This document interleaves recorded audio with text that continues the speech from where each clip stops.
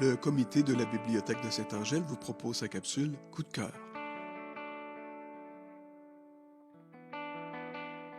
Ce mois-ci, un spécial.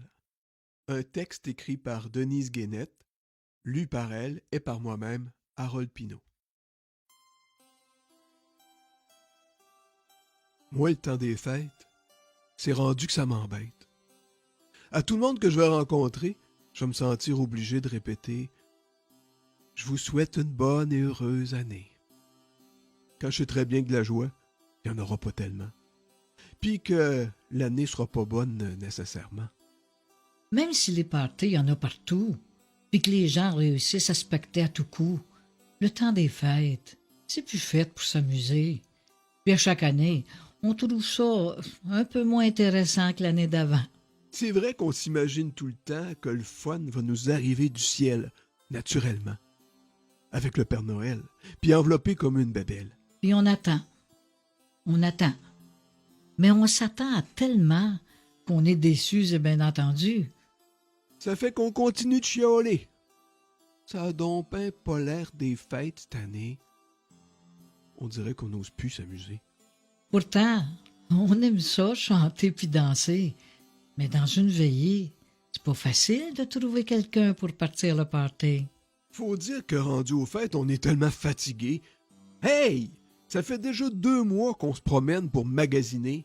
Parce que le temps des fêtes, c'est plus fait pour s'amuser. C'est fait pour dépenser. Hey, le monde emprunte l'argent s'il le faut. C'est le temps de faire des cadeaux. On veut que les nôtres soient les plus beaux puis les plus gros. Même si on n'est pas riche, on passera pas pour des chiches. Ça coûtera ce que ça coûtera. On fera du temps supplémentaire pour payer ça. Mais on se privera pas de ce plaisir-là. De toute façon, des cadeaux, si on veut en recevoir, faut qu'on en donne un peu, c'est à croire. On dit tout le temps le temps des fêtes. Mais on n'a plus le temps pour des fêtes. Ceux qui travaillent, ils travaillent jusqu'à la veille de Noël. Puis là, ils partent 15 jours pour se reposer au soleil. Ils ont juste le temps de se faire bronzer, puis de se dépêcher de revenir pour nous raconter comment c'était extraordinaire de pouvoir changer d'air, même si ça coûte plus cher que des vacances ordinaires. Puis ceux qui travaillent pas, ils ont peut-être bien du temps, mais ils n'ont pas d'argent. Ça fait qu'ils ne pas bien gros sur les fêtes puis les cadeaux. Parce que pour eux autres, les fêtes, c'est pas un cadeau. Moi, je pense que les fêtes, ça devrait être fait pour oublier. Là, tout le monde serait sur un pied d'égalité. Parce que des gens qui ont rien à oublier, il ne doit pas en avoir bien gros, mais je croirais. Si c'était possible, là, que les pauvres oublient que l'argent, c'est la plus grande chose, puis qu'ils réalisent que la vraie richesse est en dedans d'eux autres.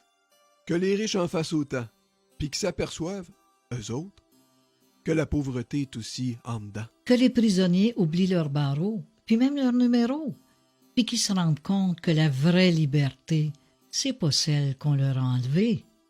Que les malades oublient leur souffrance. Que les condamnés oublient leur sentence. Que les parents oublient leur exigence. Que les vieillards oublient leur impuissance.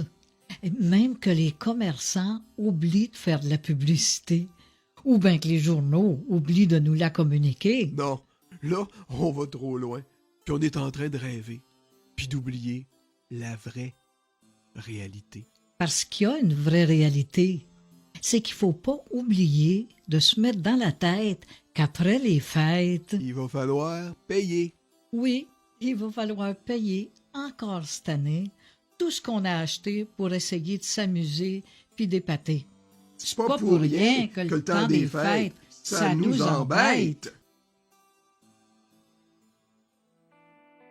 Vous venez d'entendre Le temps des fêtes, un texte original de Denise Guénette. Le comité de la Bibliothèque de Saint-Angèle en profite pour vous souhaiter un excellent temps des fêtes et vous dit à l'an prochain pour d'autres capsules coup de cœur.